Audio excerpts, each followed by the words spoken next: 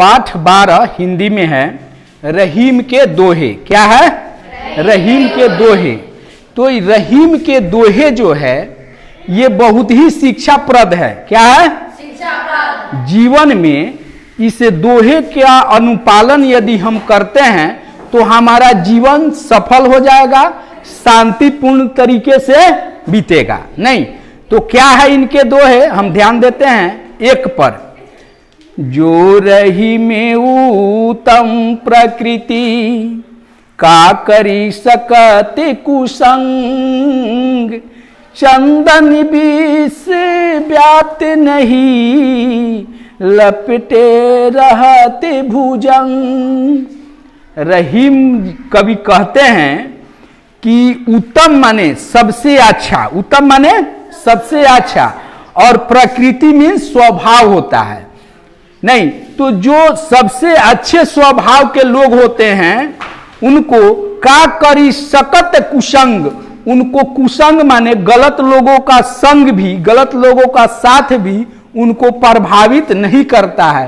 कहने का मतलब है कि अच्छे लोग अगर गलत लोग के साथे भी रहेंगे तो वे गलत नहीं होंगे, वे गलत नहीं होंगे।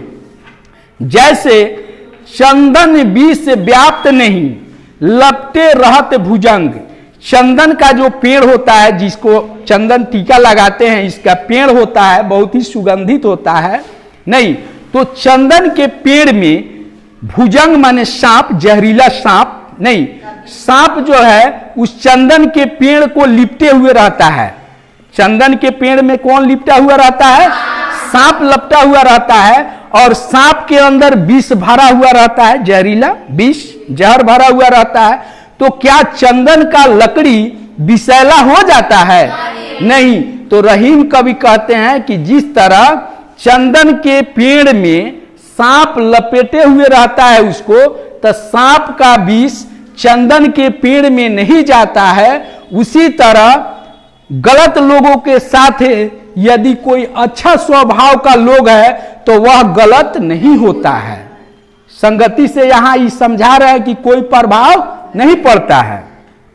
दू में है, रही मन निज मन की व्यथा, मन ही राखो गोय, सुनी अठिलई हैं लोग सब, बांट न ले हैं कोई।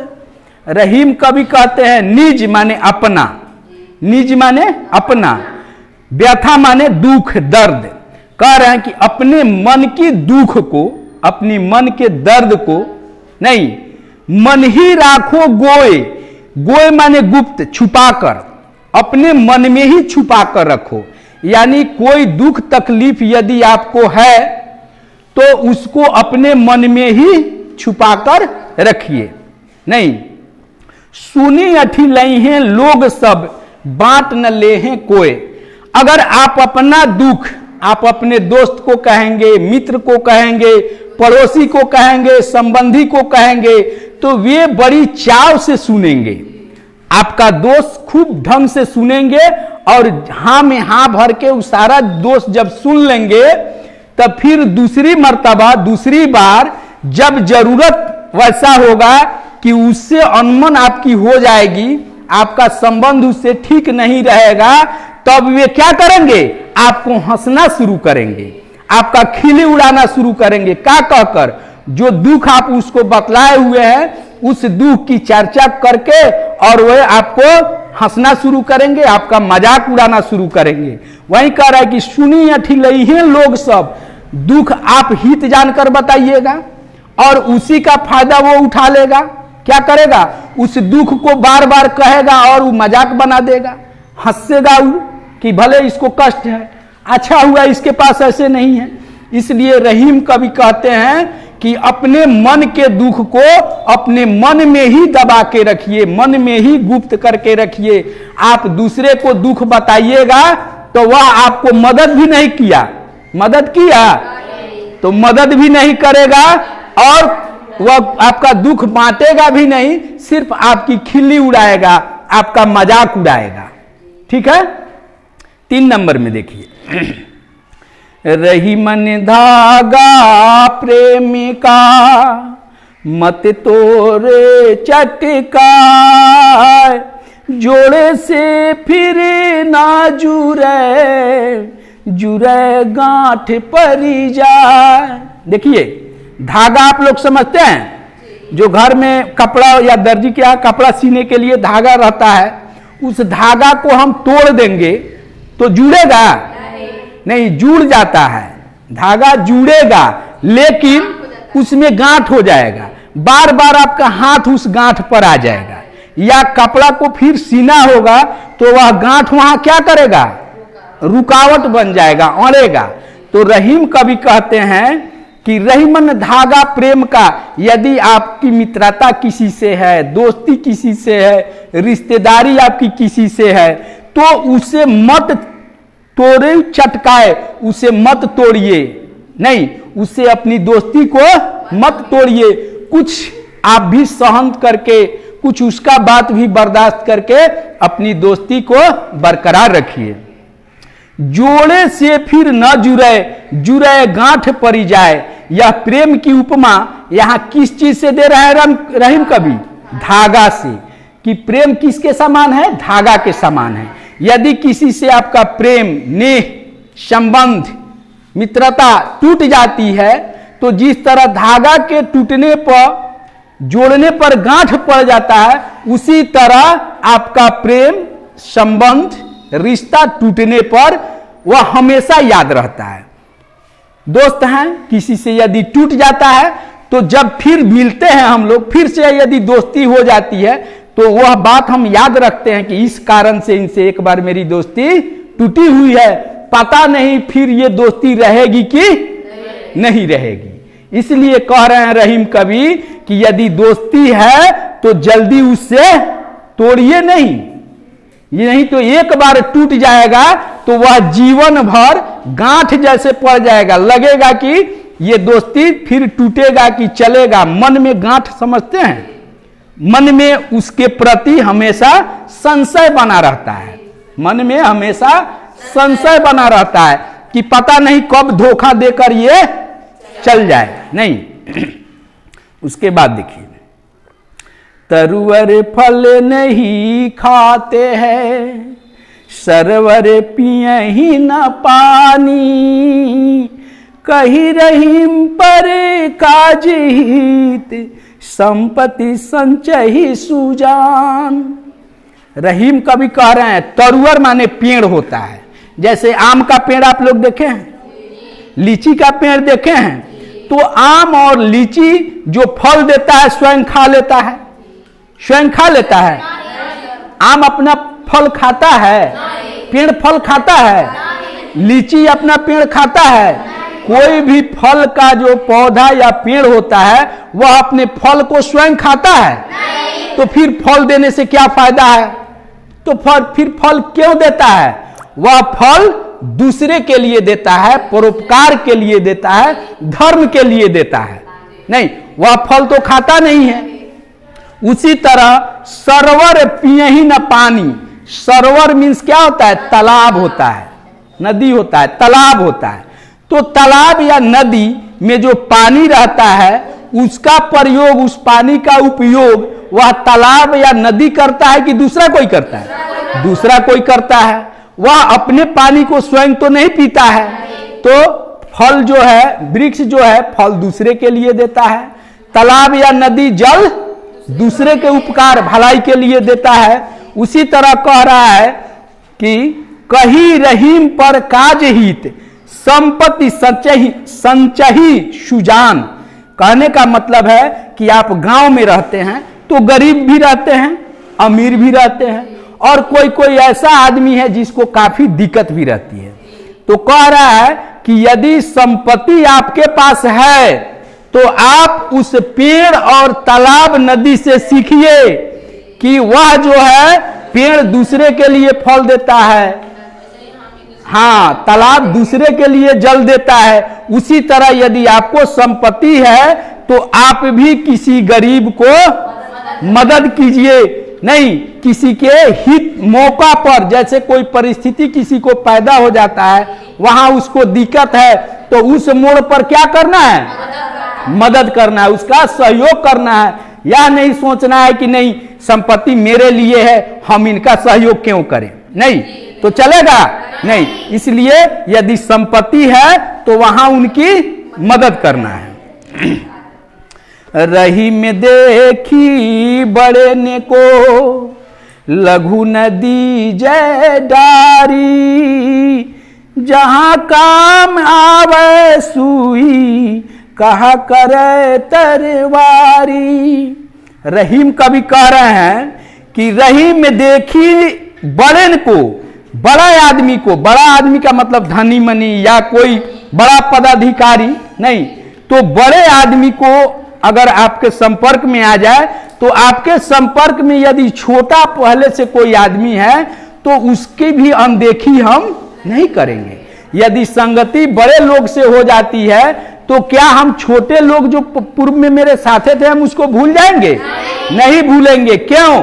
बड़ा का बड़ा काम है, छोटा का छोटा काम है। नहीं, जैसे कैसे जहां काम आवे सुई, सुई कहा करे तरवारी, तरवारी माने तलवार।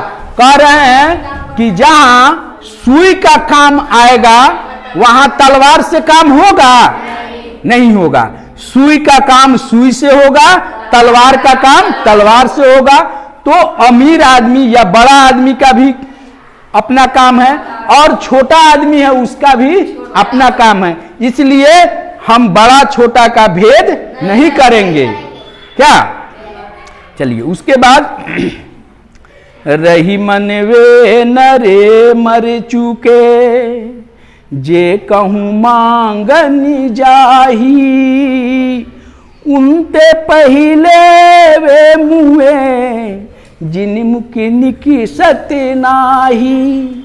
रहीम कवि कहते हैं कि वे नर, नर माने आदमी मनुष्य, वे नर मर चुके। कौन नर मर चुके? किसको मृत्यु मृत के समान समझा जाए? नहीं, किसको मृत के समान समझा जाए? जे कहूं मांगन जाही, जो कोई दूसरे जगह हाथ पसार दिया, दूसरे से मांगना शुरू कर दिया, वह किसके समान है? मृत के समान है, मरे हुए के समान है।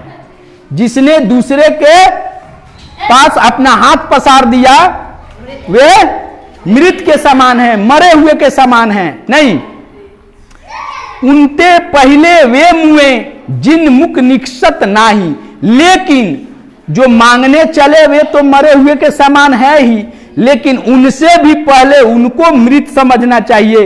वे मर गए जिनसे वह मांगा और वो बोल दिए कि मेरे पास नहीं है।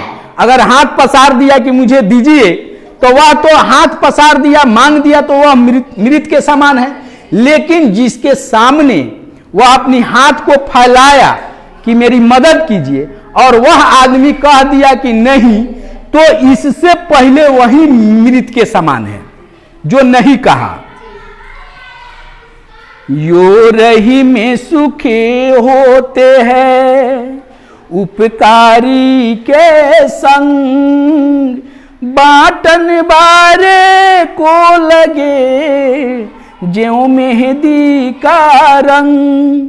कह रहे हैं रहीम जी कि सुख कब होगा? जब उपकारी के संग रहिएगा। उपकारी का मतलब भलाई करने वाला आदमी।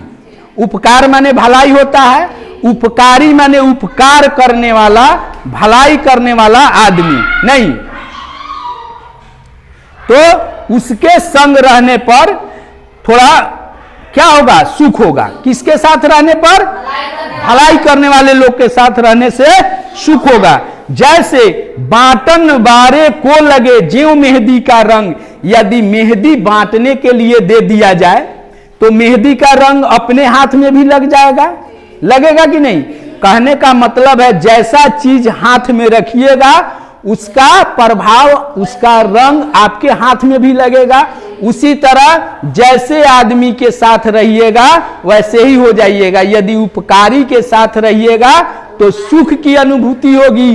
अगर दुराचारी माने जो अच्छा व्यवहार नहीं करता है, दुराचारी के साथ रहिएगा तो दुख ही दुख होगा, क्योंकि वह हर हमेशा कहीं झंझट करेगा, कहीं बवाल करेगा, वो पिटाएगा, आपको भी पिटवाएगा। इसलिए कह रहा है कि किसके साथ रहना चाहिए? उपकारी के साथ, यानी जो भलाई करने वाले लोग हैं, जो अच्छे विचार के लोग हैं, उनके साथ रहना है।